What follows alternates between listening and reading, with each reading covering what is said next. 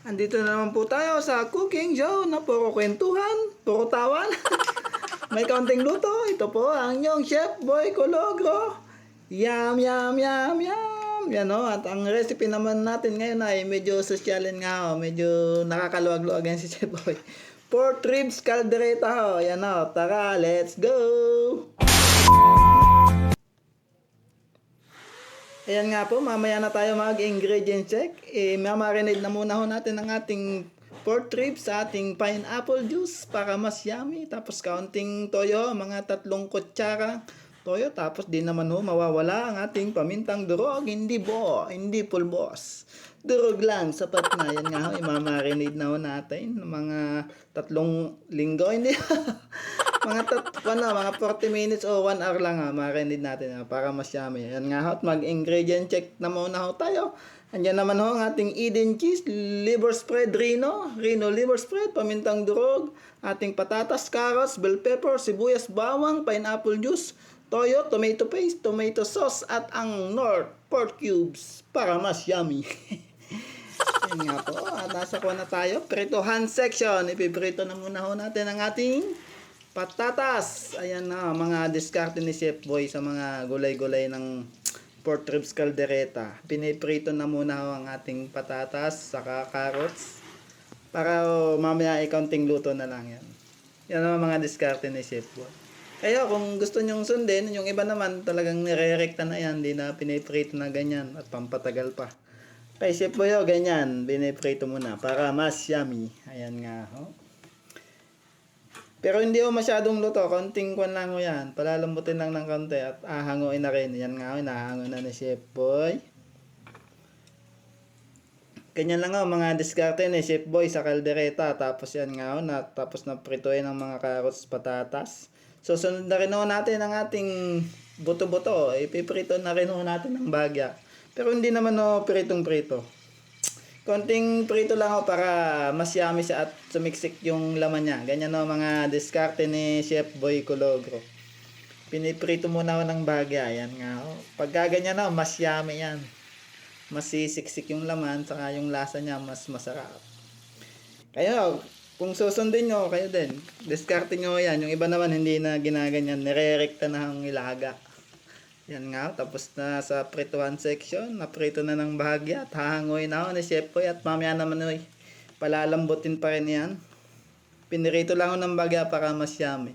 Yan nga, at naggisa na tayo ng sibuyas, bawang, tapos ilalagay na rin natin ang ating secret recipe, secret ingredients, tomato paste abang ginigisa dito sa sibuyas at bawang. Yan na, magpapasarap din dyan sa ating pork caldereta, yung ating tomato paste. Tapos ilalagay na rin natin ang ating pork ribs. Ayan na, ayos na ang buto-buto. Igigisahan natin sa ating bawang sibuyas na may tomato paste. Ayan, gisa-gisa Chef Boy. Para mas yummy. Ayos ang buto-buto mo, Chef Boy. Ayan na, tapos na mag-gisa, ilalagay na rin natin yung ating pinagmarinadan na pineapple at toyo na may paminta. Ayan o, ating magiging sabaw dyan. Tapos dadagdagan pa natin ng tubig. Yan o, dadagdagan natin ng tubig para papakuluan muna natin ng mga 3 buwan para mas malambot pa. Mas malambot pati buto. Hindi 3 buwan. Mga 40 minutes at malambot na yan. Malambot na ang karne niyan. Yan o. Tapos ilalagyan pa natin ng tomato sauce para mas malapot mo mamaya ang sabaw niya. Mas masarap po ang malapot ang sabaw ng ganyang kaldereta. Ayan nga ho, nailagay na rin nating tomato sauce Del Monte. Baka naman. Yan, napakukuluan lang natin ng mga 40 minutes. Pwede na yan. Yan o. Lalagay na rin natin ng ibang mga ingredients. Ang lino liver spread. At ang ating bell pepper.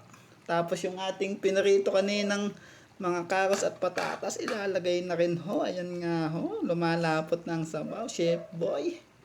At ang isa sa magpapasarap dyan, ayan, Eden cheese. Ayan ho, magpapasarap dyan. Eden cheese, baka naman. Lalagyan ho natin ng kaunting keso para mas yummy ho yan. Yan, mga secret ingredients ni Chef Boy. Ayan nga ho, isang kulo na lamang yan. Ayan ho. Malapot na ang sabaw. Naku po, napakasarap na niyan, Chef Boy. Ayos na ang buto-buto mo. Okay na ho yan. Yaming-yami na yan. Ayos na ang pananghalian. Pwede na sa kasal. Ayan nga ho, malapot ang sabaw. Ayos ang buto-buto ni Chef Boy. Ayan nga ho, andyan na ang kanin at kape. Pagka ganyan ang istorya, nako ho, kakain na yan si Chef Boy. Ayan nga ho, kakain na si Chef Boy. Ayan nga po, luto na po ang ating pork caldereta recipe ni Chef Boy Kulogro. Ayan nga ho, tayo kakain na. Unang subo, buto agad. Ayan o, ay patatas pa, saka carrots. Yan. Saka bell pepper. Ano, kain na tayo. Yan, napakayami. Ayan o, masarap i-pork caldereta ng mga medyo buto-buto. Unang subo, buto agad.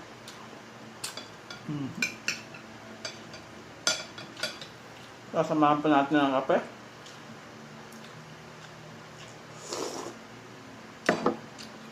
Ayun, salamat po sa mga nanood. At kakain na si Chef Boy ng tanghalian. Yum, yum, yum, yum!